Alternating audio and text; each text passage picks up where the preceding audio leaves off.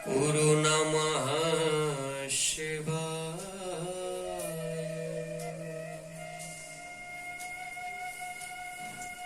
नमस्कार, सादर जय श्री कृष्ण। एक बार पुनः स्वागत है आप सभी का हमारे कार्यक्रम भागवत कथा।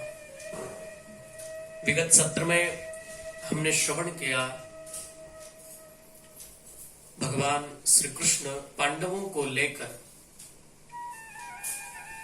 जहां पर अर्जुन के बाणों से जिनकी पूरी देह विदीर्ण हो चुकी है और जो बाणों की सैया पर ही शयन कर रहे हैं, ऐसे भीष्म पितामह के पास भीष्म पितामह ने अपने अंतिम समय में भगवान से अद्भुत पुष्पताग्रा छंद में स्तुति की, जिसका वर्णन हमने पिछले सत्र में श्रवण किया। और भावी राजा जो कि अब हस्तिनापुर के राजा बनने वाले हैं, ऐसे महाराज युधिष्ठिर को बहुत सुंदर उपदेश दिया। दान धर्मान राज धर्मान। दान धर्म, किसको दान करना चाहिए, कौन दान का पात्र है कौन नहीं। राजधर्मान, राजधर्म क्या होता है, एक राजा का धर्म क्या है, उसका किसके प्रति कैसा व्यवहार हो, उसका प्रजा के प्रति कैसा व्यवहार हो, उसका अपनों के प्रति उसका कैसा व्यवहार हो, और स्त्री धर्मान, स्त्री के प्रति उसका कैसा व्यवहार हो। इन कुछ धर्मों के बारे में महाराज युधिष्ठिर को बताया और किस तरह एक राजा को जीवन जीना चाहिए जिससे कि वो अपने अंतिम समय को भी सुधार पाए, वो अपने धर्म अर्थ काम और मोक्ष चारों पुरुषार्थों की सिद्धि कर ले। इस तरह का बड़ा अद्भुत जीवन जीने की कला भीष्म पितामह ने युधिष्ठिर को सिखाई। और भगवान की स्तुति करते करते बड़े बड़े ऋषियों के, देवताओं के सानिध्य में, उनकी सन्निधि में भगवान का दर्शन करते हुए और भगवान से विष्णु पितामह कहते हैं, प्रभु जब तक आप मेरे सामने खड़े हो ना, तब तक मुस्कुराते रहो। मैं आपकी मुस्कुराती हुई छवि का दर्शन करके अपने प्राणों को त्यागना चाहता हूं। सदैव देवो भगवान प्रतीक्षताम् कलेवरं यावदिनं प्रसन्नः सारुणलोचनो नसन्। प्रसन्नः सारुणलोचनो नसन्। जब तक आप मेरे सामने खड़े मुस्कुराते रहिए प्यारे, क्योंकि जब तक आपकी मुस्कान का दर्शन करता हूं मुझे और कुछ दिखाई ही नहीं पड़ता।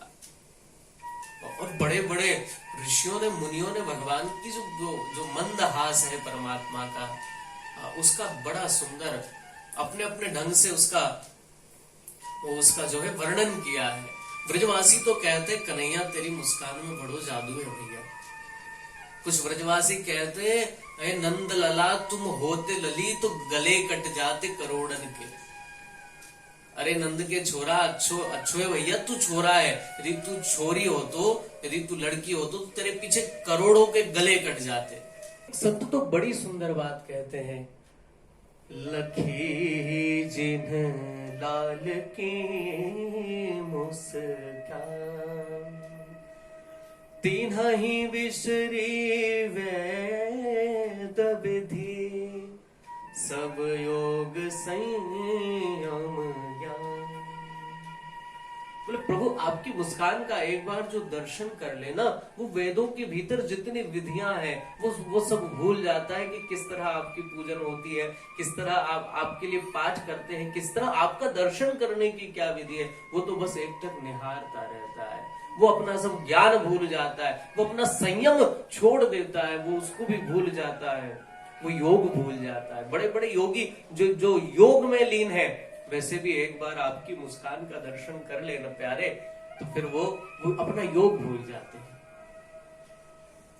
नेम व्रत आचार पूजा पाठ गीता ज्ञान लखी जिन्ह लाल की जो जो बड़े बड़े नेमधारी है, व्रतधारी है, वो अपना व्रत भी भूल जाते हैं। नेम, व्रत, आचार, किस तरह का आचरण होना चाहिए। हाँ, गोपियां लज्जा में आपकी मुस्कान का दर्शन करती तो अपनी लज्जा भूल जाती है। उसको अपनी सास के सामने कैसे रहना है, उसको अपने पति के सामने कैसा रहना है, इन सबको बिसर जाती है। कब आपका दर्शन करते करते माथे से जो घूंघट माथे पर पड़ा है वो कब फिसल जाता है पता नहीं। वस्त्र अस्त व्यस्त हो जाते, वो अपना भान भूल जाती है। आपकी मुस्कान का एक बार जो दर्शन करेंगे। नेम, व्रत, आचार, पूजा पाठ, बड़े बड़े पंडित अपना पूजा पाठ भूल जाते हैं। और वैसे भी बड़ी बड़ी पूजाओं पर आपने कहा ध्यान दिया है? आपका तो श्रद्धा पर मन है। जहां श्रद्धा होती प्रभु आप वहां प्रकट हो जाते हैं। और बस आपकी एक मुस्कान का किसी को दर्शन हो जाए, उसका तो जीवन सफल हो जाता है। प्यारे विष्णु पितामह कहते हैं, आप मेरे सामने खड़े हैं तो इस तरह मुंह लटका कर न खड़े रहिए। जब तक आप खड़े हैं मुस्कुराते रहिए। और किसी को एक क्षण आपकी मुस्कान का दर्शन हो जाए, उसका कल्याण हो जाता है। मैं कितना सौभाग्यशाली हूं, आप मेरे सामने खड़े हैं और मैं अपने प्राणों को त्याग रहा हूं, वो भी आपकी मुस्कान का दर्शन करते हुए। सज्जनों, भीष्म पितामह जो है, उनकी मृत्यु के समान अन्य किसी की मृत्यु इतनी मंगलमयी नहीं हुई है।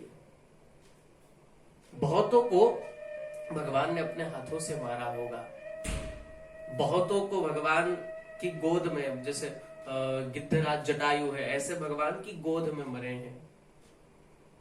परंतु एक भीष्म पितामह ऐसे हैं जिन्होंने भगवान को इत्मीनान से, मुस्कुराते हुए, दर्शन करते हुए, अपनी स्वेच्छा से अपने प्राणों को त्यागा है। बताइए, इतनी अद्भुत मृत्यु किसकी होगी। और हर व्यक्ति की अभिलाषा तो इतनी है ना, सब यही गाते हैं, इतना तो करना स्वामी जो प्राण तन से निकले, गोविंद नाम लेकर यह प्राण तन से निकले। बड़े बड़े ऋषि मुनि केवल इतनी भगवान से आशा करते हैं, प्रभु है द्वारकानाथ, बस इतनी मेहरबानी करना कि जब इस तन से प्राण निकले तो आपका नाम मुख से निकल जाए। परंतु यहाँ नाम नहीं, यहाँ तो साक्षात भगवान ही सबमुख खड़े हैं। बताइए, इतनी अद्भुत और मंगलमयी मृत्यु और किसकी होगी। तो ऐसे विष्णु पितामह ने भगवान की स्तुति करते करते पांच भौतिक प्राणों का त्याग किया और विष्णु पितामह अपने धाम को चले गए। भगवान पुनः लौट करके आए और अब की बार भगवान जो है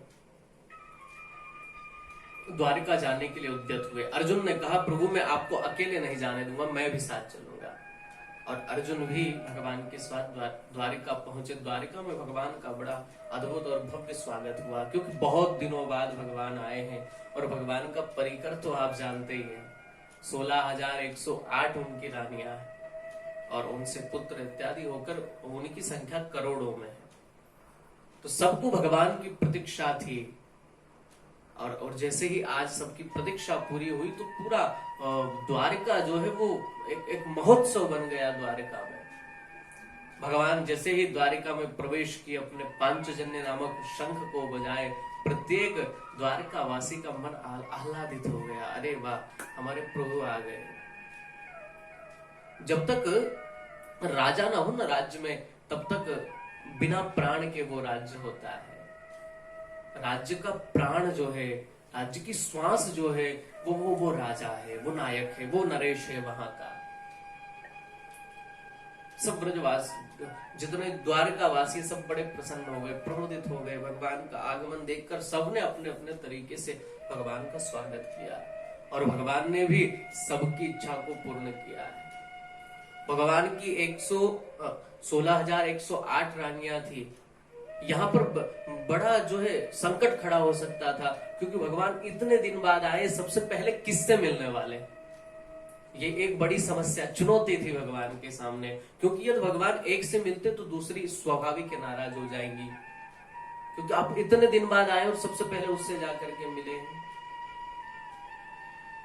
भगवान के बच्चे जो है वो सोचते, देखो पिताजी सबसे पहले उनसे मिल रहे, हमसे नहीं मिले, उस रानी के बच्चों से मिल रहे। तो भगवान ने यहाँ पर एक बड़ा व्यापक स्वरूप लिया भगवान ने। प्रत्येक द्वारकावासी केवल अपने परिकर ही नहीं, द्वारका में अन्य जो वासी थे, परिवार के अलावा भी जो लोग थे, जो प्रजा थी, उनको भी भगवान मिल रहे। और किस तरह सबको ऐसा लग रहा है बोले सबसे पहले भगवान आकर के मुझसे ही मिले। ये भगवान का ये दृष्टिकोण है, ये दिखाता है हमको कि एक राजा कैसा होना चाहिए। एक राजा को सबके हित का ध्यान होना चाहिए, केवल अपने परिकर का ही नहीं हो। आजकल हम लोग देख रहे हैं, आजकल लोग अपने पुत्रों को अब बड़े वंशवादी हो गए लोग, भाई हम यहाँ पर टिके हुए सत्ता में तो हमारा बेटा हो, हमारा भतीजा हो। और आजकल इस पर बड़ा विरोध चल रहा है। केवल उस पर उनका ध्यान केंद्रित है जिसने हमें यहाँ पर बिठाया है, इस स्थान, इस पद को जिसने हमें दिया है, उसकी चिंता किसी को नहीं। उसकी क्या समस्याएं हैं उसको सुनने का किसी को कोई पड़ी नहीं है। बस वो अपने हित में लगे हुए हैं कि ये कुर्सी मेरे बाद मेरे बेटे के पास रहे, बेटे के बाद उसके बेटे के पास रहे, जैसे जैसे उनके बाप दादा की कोई जागीर हो। इसलिए एक राजा का, एक नेता का, एक लीडर का जो है दृष्टिकोण, वो सबके लिए बराबर होना चाहिए। उसके लिए परिवार भी उतना ही महत्वपूर्ण है और प्रजा भी उतनी ही महत्वपूर्ण है। सारी प्रजा ही उसका परिकर है, वो सारा परिवार ही उसका जो है प्रजा है। प्रजा ही परिकर है, परिकर ही उसके लिए प्रजा है। भगवान सबसे यथोचित मिले हैं और आनंद के साथ द्वारिका में अर्जुन भगवान के साथ निवास करने लगे। इधर कालांतर में जिस बालक को भगवान ने बचाया था उत्तरा के गर्भ में, भागवत तो कहती है वो बालक नष्ट ही हो चुका था, भगवान ने उसे पुनः जीवन दान दिया है। तो जिस बालक को भगवान ने बचाया, उस बालक का जन्म हुआ और उसका नाम परीक्षित रखा। परितः इच्छति इति परीक्षितः, जो सबको परीक्षा की दृष्टि से देख रहा है, क्योंकि वो जानना चाहता है कि मैं जब माँ के गर्भ में था और मुझे वो ब्रह्मास्त्र नष्ट कर चुका था, तो मुझे पुनः जीवन दान किसी ने दिया था आकर के। और वो जो आकर के जिसने मुझे जीवन दान दिया था वो कहीं दिखाई नहीं पड़ रहा, तो वो हर शक्ल में उसकी शक्ल ढूंढता है, वो हर चेहरे में उसका चेहरा ढूंढता है, वो हर नूर में उसका नूर ढूंढता है। इसलिए वो बड़ी परीक्षा की दृष्टि से सबको देखता है, कहीं ये तो वो नहीं है, कहीं ये तो वो नहीं है। इसलिए उसके उस उतावलेपन, उस परीक्षा की दृष्टिकोण के कारण ही उसका नाम परीक्षित रख दिया। भाई ये तो सबको परीक्षा की दृष्टि से देखता है, ये सबकी मानो परीक्षा ले रहा है, ये इस तरह इतना आतुर होकर देख रहा है, तो इसका नाम परीक्षित ही रख दो। वैसे उसका नाम जो है वो विष्णुरात है। विष्णुना रातः दत्तः इति विष्णुरातः, विष्णु की कृपा से जिन्होंने दिया है, भगवान विष्णु ने इसे दिया है, इसलिए इसका नाम विष्णुरात है। क्योंकि ये तो लगभग नष्ट हो चुका था गर्भ में, पुनर्जीवन दान भगवान ने इसे दिया है, उसका नाम हुआ परीक्षित। और कहते भगवान भी इस परीक्षित को आशीर्वाद देने एक बार आए और फिर चले गए परमात्मा। एक बार की बात है, युधिष्ठिर बड़े उदास थे मन में। तभी भीम युधिष्ठिर के पास पहुंचे, बोले भैया मैं बहुत दिन से देख रहा हूं आप बड़े उदास उदास से दिखाई पड़ते हैं, कोई समस्या हो तो आप बताइए ना, क्या कोई समस्या है?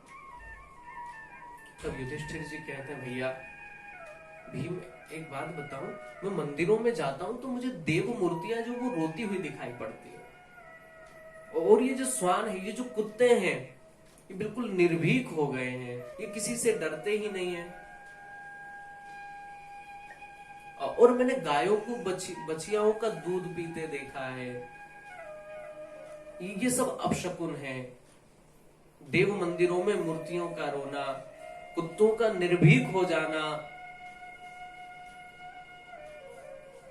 जो होती है लोमड़ी जो होती है वो उसका ऊपर मुंह करके रात्रि में तेज चिल्लाना, ये सब जो है किसी भयंकर समस्या का संकेत हो सकता है।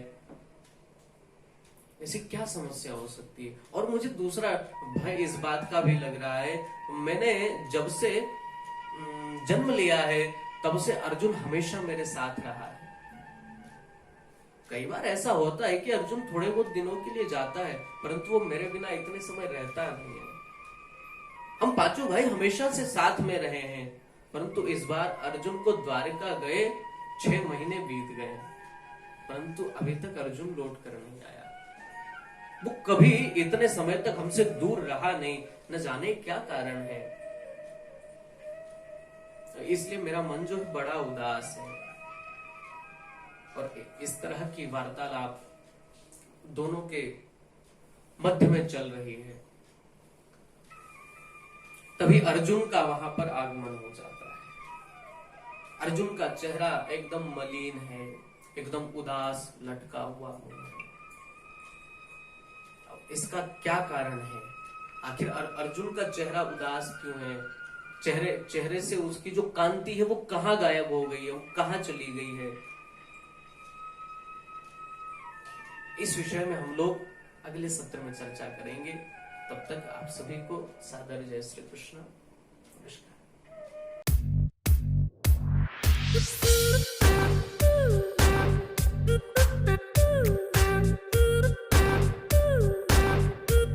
नमस्कार।